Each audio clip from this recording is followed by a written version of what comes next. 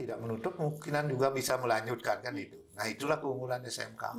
Jadi SMK itu pertama dia menyiapkan untuk tenaga kerja, jadi siap untuk bekerja siap bekerja di dunia juga industri. Dia bisa melanjutkan, bahkan dia bisa untuk menciptakan lapangan kerja kerjanya atau sendiri Pak ya. Makanya sering itu disebut dengan BMW kan. BMW, apa itu BMW? Mungkin sobat di rumah bertanya, apakah berkaitan dengan mobil?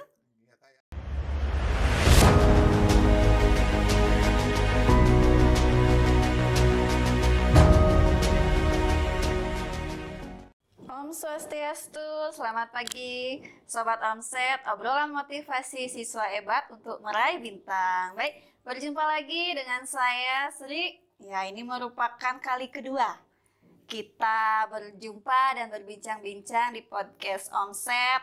Semoga Sobat Omset yang berada di rumah maupun yang sedang beraktivitas semua dalam keadaan sehat dan berbahagia. Baik Sobat Omset, pada episode kali ini saya sudah ditemani oleh seorang bapak. Mungkin sobat bisa lihat di samping saya sudah standby dari tadi. Jadi pada kesempatan kali ini saya akan berbincang-bincang dengan beliau seputar sekolah, yaitu SMK. Nah, tanpa perlu berlama lagi, mari kita sapa beliau. Om Swastiastu Bapak. Selamat pagi. Bagaimana kabar Bapak pagi ini? Sangat baik. Sangat baik, terlihat jelas dari senyum beliau ya. Mungkin sebelum saya lanjut berbincang-bincang dengan Bapak, kemudian menyampaikan informasi yang memotivasi kepada Sobat Omset, mungkin Bapak bisa memperkenalkan terlebih dahulu kepada Sobat Omset di rumah. Terima kasih Desri. Ya. Jadi nama saya Iwayan Suwarnate, kebetulan dapat tugas sebagai Wakasek Kurikulum di SMK Susut Desri. Jadi sebelum lanjut, saya ingin menyapa juga sahabat Omset dimanapun berada. Om Swastiastu. Swastiastu. Selamat pagi, semangat berjuang dimanapun berada. Semoga selalu sukses pada semuanya sahabat Omset yang kebetulan menonton obrolan motivasi siswa di SMK Susut ini yang disingkat dengan Omset ya. Luar biasa. Iya, baik, terima kasih Bapak. Mungkin Sobat Omset melihat sendiri di umurnya yang sudah tidak muda lagi, beliau ini masih tampak energi, bukan? Kemudian kita harap adik-adik semua di rumah, utamanya adik-adik SMP yang nanti akan melanjutkan sekolahnya ke jenjang selanjutnya, bisa menyimak apa yang akan saya obrolkan dengan beliau. Semoga mendapat inspirasi dan informasi kepada Sobat Omset yang berada di rumah. Baik Bapak, berbicara tentang pendidikan sekarang ini, mungkin masyarakat atau orang tua yang memiliki anak yang akan melanjutkan jenjangnya ke SMA atau SMK, pasti ibarat kata mereka pilih-pilih. Anak saya mau disekolahkan ke sekolah mana, seperti itu. Nah, menyangkut hal tersebut, kira-kira menurut pandangan Bapak selaku Wakasek di bidang kurikulum, apa sih SMK atau sekolah menengah kejuruan itu? Iya, terima kasih Dek Sri. Jadi tadi disinggung umur ya. Benar, memang umur saya sudah angkanya berada di angka mendekati 60. Tetapi saya tidak mau kalah. Tapi tidak terlihat Pak. Jadi tetap semangat. Ya, jadi semangatnya sekali. Masih tetap semangat. Harus Pak. Jadi semoga ini menginspirasi buat adik-adikku semua, terutama calon siswa di SMK Susut maupun dimanapun berada. Jadi yang jelas terkait dengan apa namanya tadi itu? SMK, sekolah menengah kejuruan, seperti apa menurut pandangan Bapak? Seperti apa sih SMK? Ya. Nah itu. Jadi kadang-kadang anak-anak itu sekarang kan tidak begitu paham, hanya mengikuti-ikuti dengan teman, gitu. Ikut-ikutan dengan teman. Jadi tidak mau memahami lebih jauh ketika dia mau melanjutkan seperti apa yang sekolah yang diinginkan. Kadang-kadang kalau SMA ya ikut-ikutan SMA. Kadang-kadang kebetulan temannya di SMK dia ikut-ikutan SMK. Padahal dua sekolah ini sesungguhnya memiliki masing-masing keunggulan. Sesuai dengan tujuan dan kondisi ekonomi latar belakang keluarga sebenarnya kan. Jadi kalau di SMK itu jelas dicanangkan sebagai sekolah untuk mencetak tenaga kerja di tingkat menengah. Iya. Jadi ketika anak-anak yang merasa ekonominya tidak mampu melanjutkan saat ini gitu, begitu tamat SMP belum punya planning ke depan untuk melanjutkan, mestinya ya cari kerja dulu kan. Begitu tamat sekolah ya harus dapat kerja dulu, sehingga punya biaya. Tapi tidak menutup kemungkinan juga bisa melanjutkan kan itu. Nah itulah keunggulan SMK. Jadi SMK itu pertama dia menyiapkan untuk tenaga kerja, jadi siap untuk bekerja setelah tamat. Di dunia juga industri. Dia bisa melanjutkan, bahkan dia bisa untuk menciptakan lapangan kerja kerjanya atau sendiri Pak ya. Makanya sering itu disebut dengan BMW kan. BMW, apa itu BMW? Mungkin sobat di rumah bertanya, apakah berkaitan dengan mobil? Ya kayaknya itu kan mobil mewah. Mobil mewah. Itu. Jadi identik dengan orang SMK itu BMW. Jadi mewah. Karena apa? Memang dia memiliki kelebihan-kelebihan yang bisa dia pergunakan untuk menopang hidupnya. Yang mana BMW itu kan B-nya adalah bekerja. B-nya begitu tamat SMK dia pasti siap bekerja. Kenapa? Karena dia memang sudah diajarkan untuk skillnya untuk sudah siap masuk dunia kerja kan itu. Nah, kemudian M-nya melanjutkan. Dan ini justru sangat berpeluang sekali buat anak-anak ketika sudah punya pekerjaan. Nah, kemudian dia bisa melanjutkan lebih tenang kan, lebih betul. Nah, kemudian W-nya ini dia ini boleh dibilang double covernya di sini kan. Jadi bisa menciptakan lapangan kerja, bukan sekedar mencari pekerjaan dia kan. Dia bisa menciptakan lapangan kerja, dia bisa merekrut banyak orang yang belum bekerja untuk dipekerjakan di situ kan itu. Artinya dia punya usaha sendiri. Tepat sekali benar. Jadi keunggulannya ya. Iya, mungkin adik-adik, sobat Omset sudah menyimak. Jadi kalau kalian ingin melanjutkan, liriklah SMK ya. Katanya BMW terkenal. Oh, saya mendengar kata BMW itu kesannya mewah. Jadi seperti yang disampaikan tadi, adik-adik mau bekerja, siap tempur, sudah pegang senjatanya, kemudian M-nya.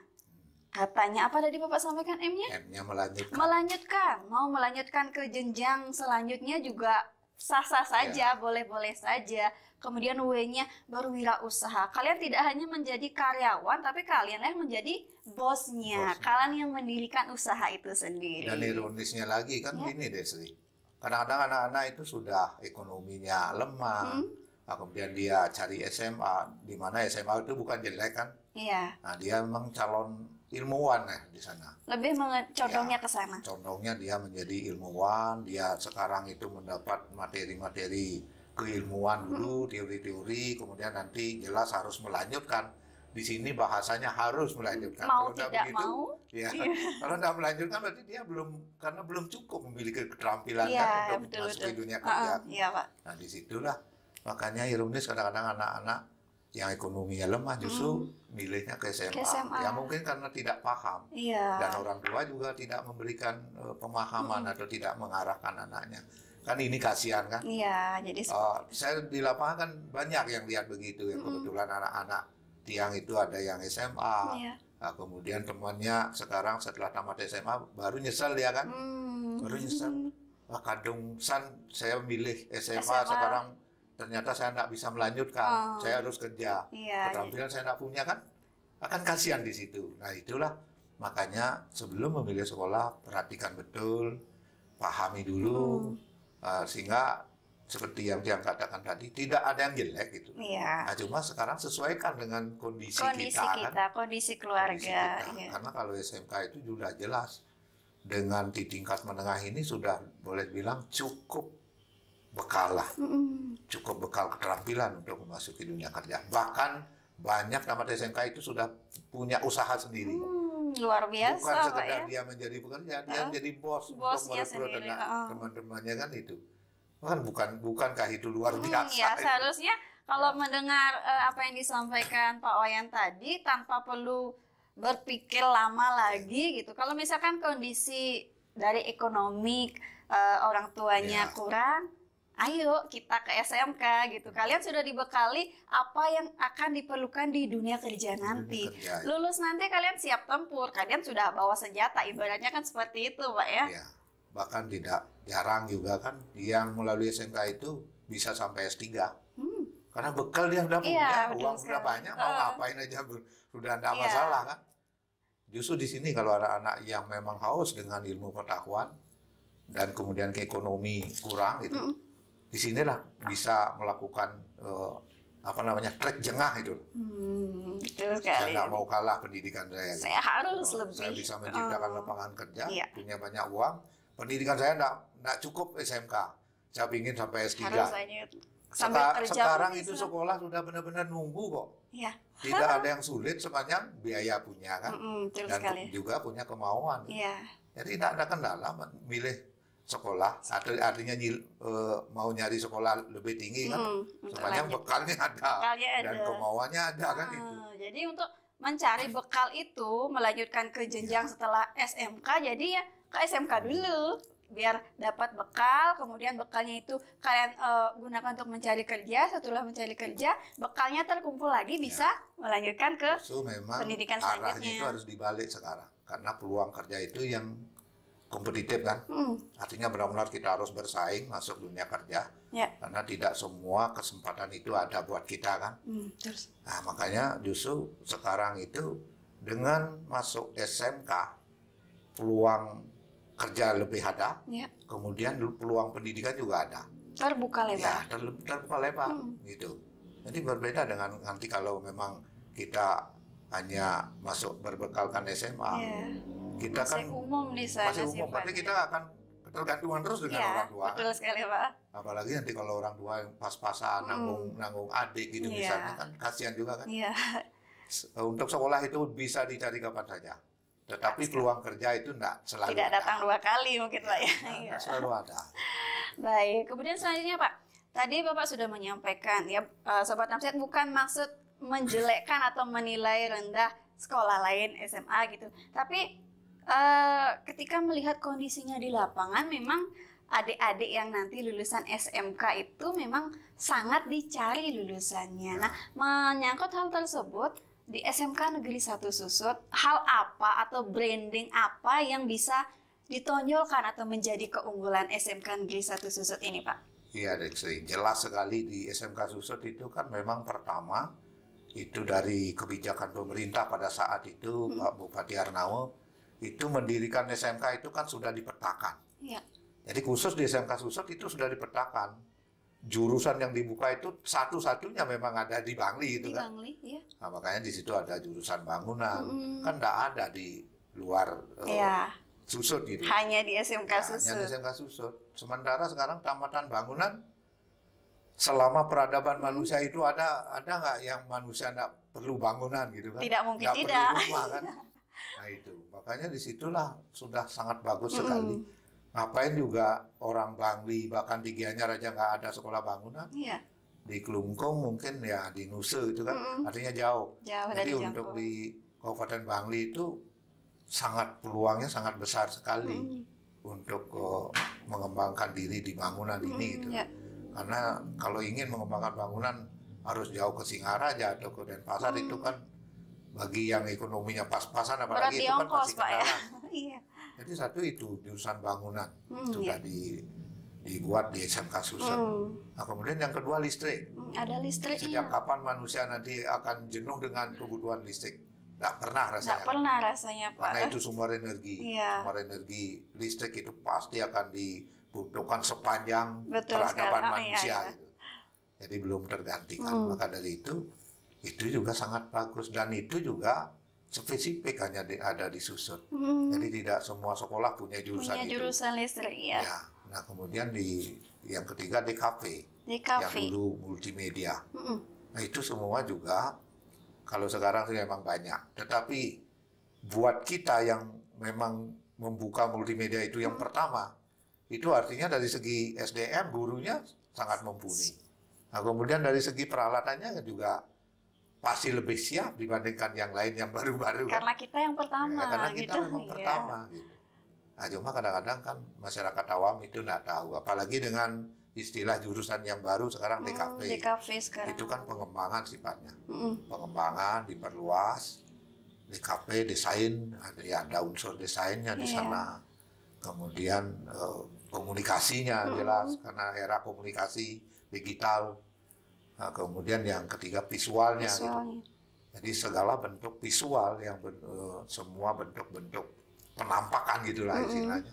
Itu bisa dipelajari di sini untuk segala teknologinya kan itu. Iya. Itu artinya benar-benar dipadukan ilmunya, cuma memang kalau dulu yang familiar kan multimedia. Sekarang itu dispesifikasi lagi menjadi DKV. Iya. Kemudian berikutnya ada akuntansi. Akuntansi. Nah, coba kalau jurusan akuntansi, kapan nanti itu akan jenuh?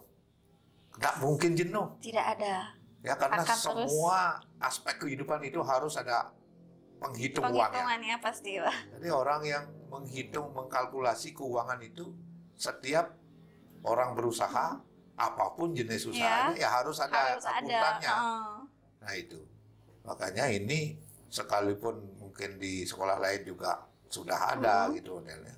Tapi untuk di SMK Susut ini sudah sangat siap, karena gurunya juga lengkap, labnya juga lengkap nanti gitu. Nah, kemudian berikutnya ada bisnis digital. Bisnis digital. Nah, kalau dulu istilahnya itu jurusan pemasaran. Oh, dulu pemasaran, sekarang bisnis digital. Jadi jurusan-jurusan yang di sini itu benar-benar saling melengkapi. Marketing atau bisnis digital ini kan marketing atau pemasaran. Nah, itu dulu. Nah, cuma sekarang diganti-ganti nama saja gitulah. Dan mungkin karena arahnya sudah ke digitalisasi sekarang namanya bisnis digital. Nah itu apapun usaha kita tidak mungkin tidak butuh itu marketing. Yang memasarkan produk siapa? Nah, cuma bentuk pemasaran sekarang, bentuk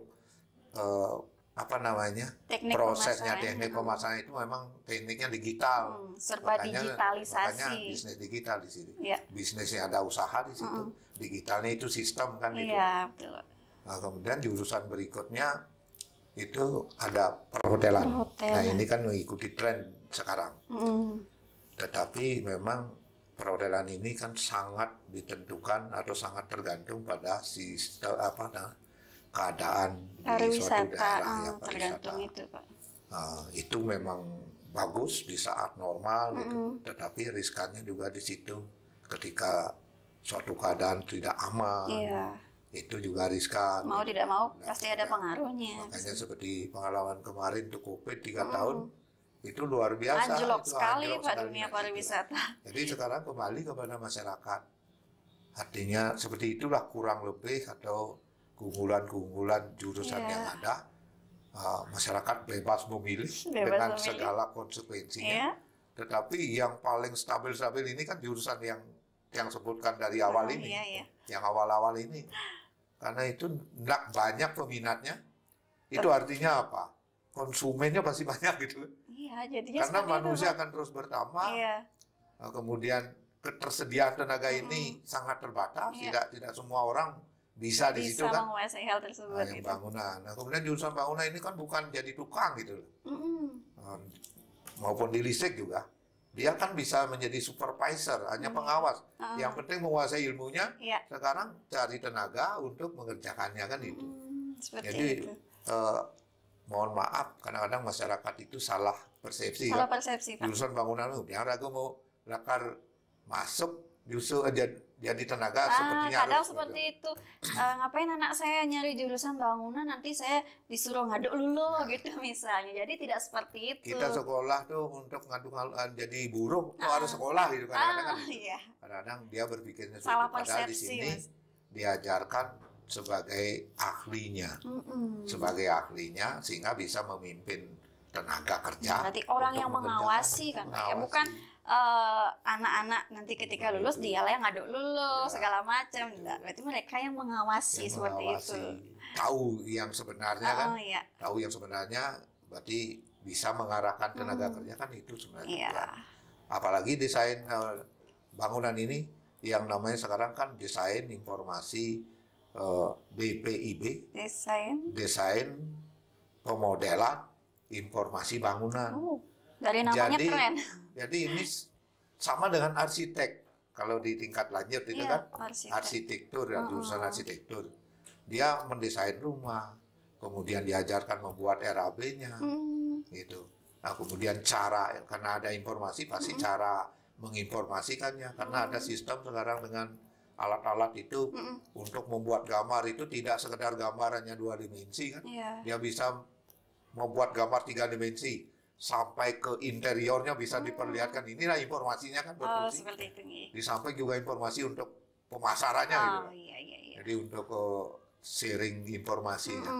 Jadi luar biasa sekali untuk di tingkat SMK saja sudah bisa berbuat seperti insinyur arsitektur. Luar biasa kalau dilihat secara detail. Tapi sayangnya itu udah seperti yang Bapak bilang tadi, masyarakat itu masih awam dan salah persepsi gitu ya. Jadi menyimak penjelasan Pak Wayan tadi, mungkin adik-adik SMP yang akan melanjutkan tadi ya seperti itulah jurusan yang ada di SMK Negeri 1 Susut, kepada orang tua juga yang nanti anaknya akan melanjutkan, agar tidak salah persepsi lagi ya. SMK Negeri 1 Susut itu menawarkan segala jurusan yang memang sudah siap kerja dan siap ditampung di dunia usaha maupun dunia industri. Luar biasa sebenarnya Pak ya. Sangat sayang.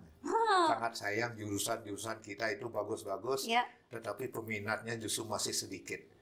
Bagi yang sudah memilih kan memang enak dia. Karena memilihnya sedikit berarti peluang kerjanya sangat mudah kan?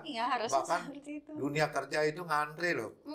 Tamatan kita ngantri sampai nggak dapat jurusan listrik itu, sampai mesen kita nggak punya tenaga tamatannya belum ada. Makanya sangat sayang sekali untuk bisa mendapatkan gaji yang besar sebenarnya kan tidak tertumpu pada misalnya jurusan perhotelan saja gitu kan. Kalau untuk ke luar negeri, entah itu ke Jepang maupun di kapal, justru yang saya dengar langsung dari memang yang berpengalaman di situ, tenaga listrik itu luar biasa, double gajinya. Yang bangunan juga begitu. Yang bangunan apalagi kerja di hotel juga dibutuhkan, gajinya double itu semua Betsy. Makanya ini sayang sekali itu. Nah, kemudian untuk di DKP juga itu sangat dibutuhkan karena promosi sekarang itu kan berbasis digital semua. Itu sayang sekali, hotel-hotel sampai kekurangan tenaga desainer. Hotelnya sampai kekurangan. Coba adik-adik simak. Ibaratnya sayangnya lulusan kita tuh sudah dinanti di masyarakat. Kenapa adik-adik masih bingung mau sekolah kemana, mau nyari jurusan apa? Seperti yang Bapak bilang tadi, di Dudi sudah menanti lulusan kita. Jadi nanti ketika adik sekolah di sini kemudian lulus, ya siap terjun, siap kerja gitu kan. Bersaing sedikit kan? Mungkin seleksinya nggak begitu ketat ya. Ketimbang mungkin melihat sekarang kondisinya di pariwisata, banyak orang yang berminat, tetapi yang diperlukan tidak sebanyak lulusannya, seperti itu. Ya mungkin ini jadi informasi yang sangat bermakna untuk Sobat Omset, utamanya bagi adik-adik SMP yang akan melanjutkan tadi. Nah, selanjutnya Pak, dari sekian angkatan siswa di sini, pernah tidak Bapak mendengar dari alumni ketemu di jalan atau di mana, misalkan cerita sukses atau karir sukses apa yang sempat Bapak dengar dari para alumni? Kalau saya cerita dan berdasarkan pengalaman itu luar biasa. Luar biasa. Saya salut melihatnya. Wih, kalau begini semua tamatan SMK itu luar biasa. Artinya perekonomian di Indonesia itu kan benar-benar memang seperti program pemerintah dulu kan pernah mau memproporsikan SMA, SMK itu SMK-nya 60%, SMA 40%. Ya karena pemerintah itu tahu betul ketika tamat tidak dibekali skill itu akan menjadi calon pengangguran dulu kan. Ya karena memang tanpa skill gimana. Kalaupun bekerja dia pasti gajinya pasti akan sangat rendah kan. Nah, jauh. Maka dari itu kalau dari pengamatan yang sendiri salut benar-benar. Karena hampir yang ada di sekitar Tiang sendiri, semua taman SMK itu sudah punya usaha sendiri. Luar biasa ya. Sekalipun ada semula memang bekerja ke Jepang, ada bekerja di kapal itu. Akhirnya dia balik kembali dengan skill yang dia punya untuk buka usaha sendiri. Merintis usaha sendiri, jadi bosnya sendiri. Bahkan rata-rata mereka lebih kaya dari gurunya. dari tiang sendiri. Lebih sukses dari bapak ibunya. Benar itu yang Iya. lihat itu. Wah, makanya saya salut, tapi sebagai seorang guru kan harus bangga ya. Itu kebanggaannya Ya. Pak, iya betul sekali. Artinya seorang guru itu tidak mesti harus selalu lebih dari muridnya gitu. Guru itu justru bersyukur ketika Iya. muridnya menjadi lebih hebat, Bangga, lebih bangganya maju luar biasa. ekonominya, Betul, lebih Pak. kaya, itulah sebagai ungkapan Kebanggaan kebanggaan tersendiri, guru, betul gitu. sekali. Ya. Luar biasa deh Sena. Nah. Nah, ada yang nganggur kecuali yang memang ingin pengangguran. Nah itu beda cerita Ya, Pak kalau yang seperti memang- itu. Karena memang dia nggak ingin kerja, Iya. dia ingin tetap ngemis sama orang tuanya gitu kan. Nah itu. Jadi yang memang dia mau menggunakan skillnya luar biasa. Salut saya. Iya.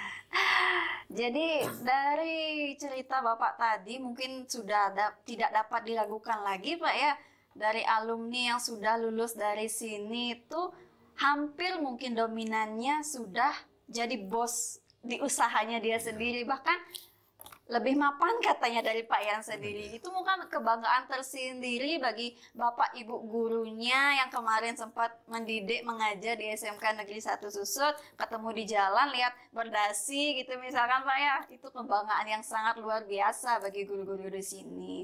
Baik Bapak, obrolan singkat tapi semoga memberikan banyak makna, mengedukasi, kemudian memberikan informasi dan sedikit meluruskan dari pandangan masyarakat yang salah persepsi tentang jurusan yang kita punya seperti itu Pak ya. Jadi semoga apa yang sudah kita perbincangkan tadi, yang Sobat Omset simak tadi dapat memberikan informasi yang edukatif dan inspiratif. Kemudian satu mungkin pesan saya untuk Sobat Omset, utamanya adik-adik SMP, tak perlu berpikir panjang lagi, jangan muter-muter mau milih sekolah di mana. Ayo gabung dengan kita di SMK Negeri 1 Susut, karena apa yang nanti diperlukan di dunia kerja, di dunia industri sudah siap, kalian akan dicetak dari sini. Bekal nanti ketika kalian terjun ke lapangan itu sudah ada. Ibaratnya kalian mau perang, kita sudah bekali senjata dari sini. Ya luar biasa Pak ya. Jadi demikian Sobat Omset, obrolan saya hari ini dengan Pak Wayan. Semoga berkesan. Sebelum saya tutup Omset hari ini, saya ingin membacakan satu kalimat dari penyanyi idola saya. Beliau pernah menyampaikan, yang sebenarnya harus kita takuti bukanlah kegagalan, tetapi hati yang tidak lagi berani mengambil risiko dan menerima tantangan. Baik, saya akhiri podcast hari ini. Semoga Sobat Omset selalu dalam keadaan sehat dan berbahagia. Om Santi Santi Santi Om. Selamat siang Sobat Omset.